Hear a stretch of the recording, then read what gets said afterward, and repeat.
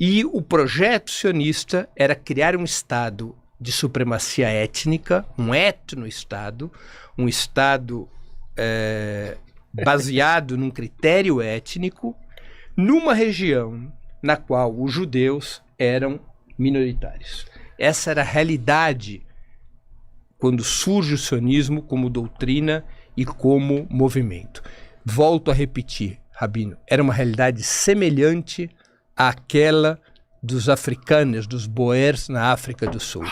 Eles também são uma minoria na África do Sul e eles buscaram estabelecer um regime de apartheid para controlar, para dominar uma maioria negra. Diferentemente do que no caso do sionismo, na África do Sul, do apartheid, o objetivo do regime africano, do regime de apartheid na África do Sul, era utilizar a mão de obra africana como mão de obra escrava ou semi-escrava nas condições do racismo sul-africano. Esse não era o objetivo do sionismo. O objetivo do sionismo sempre foi o da limpeza étnica, o da segregação, buscando dominar o território no qual árabes muçulmanos eram majoritários. Essa é a principal diferença com o regime do apartheid da África do Sul. Quando o sionismo vai construindo suas instituições, às quais o senhor se referiu, traz capital, abre empresas, abre fazendas, elas tinham todas uma característica, Rabino, e eu sei que o senhor não poderá me desmentir: só para judeus.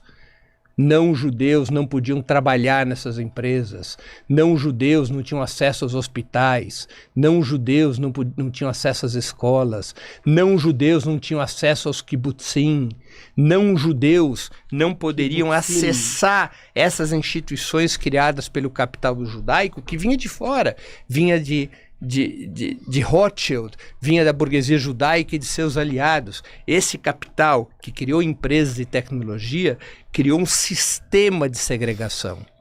Por isso os palestinos começam a lutar, começam a enfrentar o colonialismo sionista. É tão grave essa situação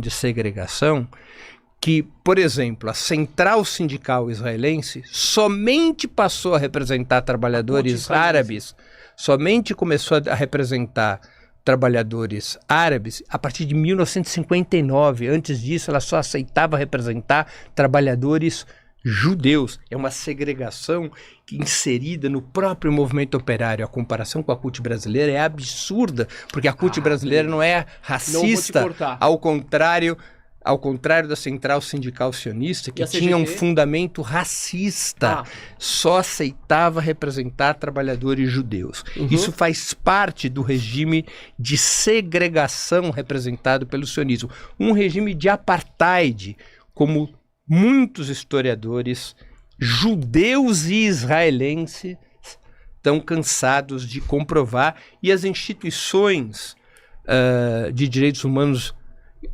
afirmam o tempo todo. É tão grave isso, Rabino, que em 1975 foi aprovada uma resolução das Nações Unidas que considerou o sionismo uma forma de racismo e discriminação racial.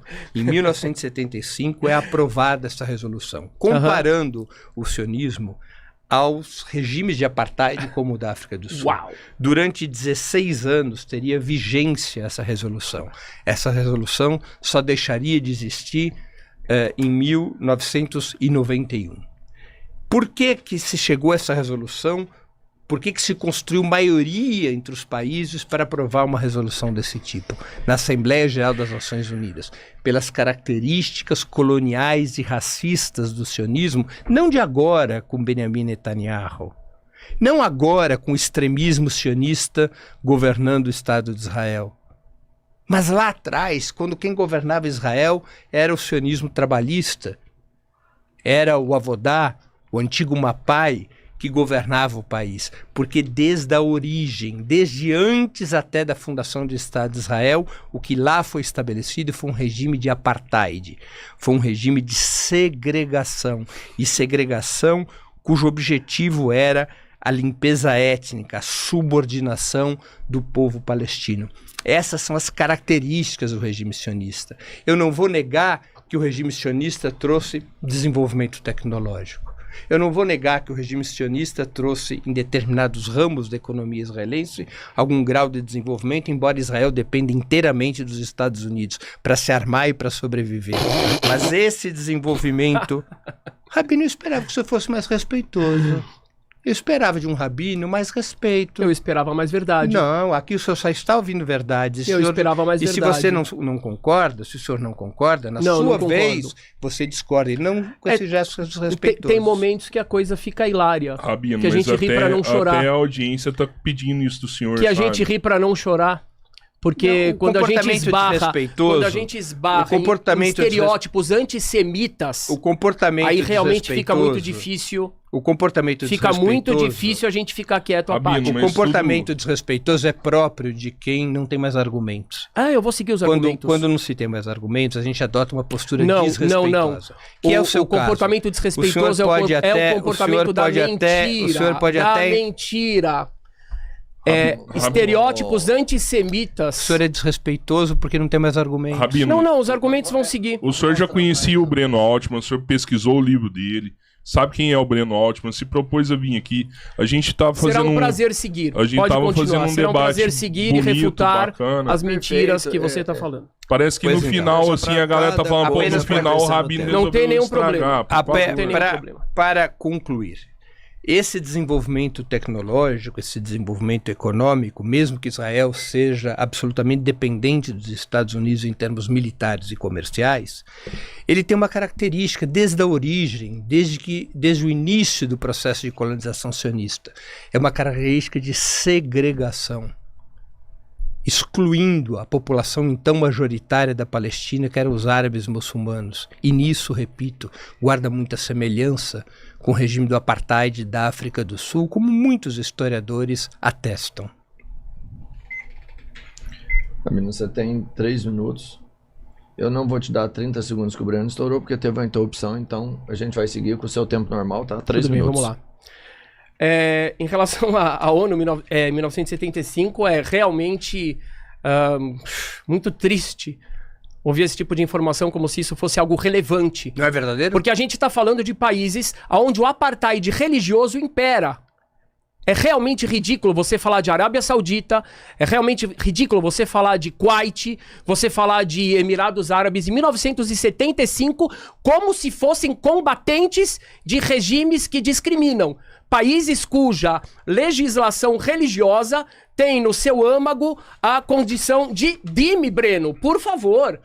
Por favor, isso realmente é deplorável. É a mesma União Soviética que em 1948 se dispôs, na figura de Stalin, a enviar armamentos para Israel.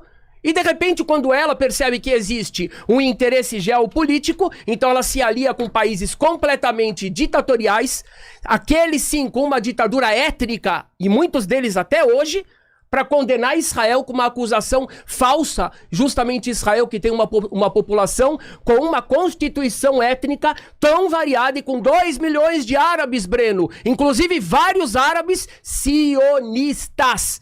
E principalmente, vamos colocar lá os drusos que estão sendo massacrados agora, sem nenhuma condenação da sua parte e daqueles que estão ao seu lado, juntamente com mulheres no Congo, mulheres no Sudão, mulheres na Nigéria, que são estupradas, que são vendidas, que são comercializadas, africanos, pelos mesmos parceiros do Hamas, Hezbollah, e pelos mesmos motivos. E vocês se calam diante disso. Breno, é exatamente por causa disso a minha reação enquanto você falava esse tipo de coisa. É uma vergonha, isso é uma hipocrisia tremenda.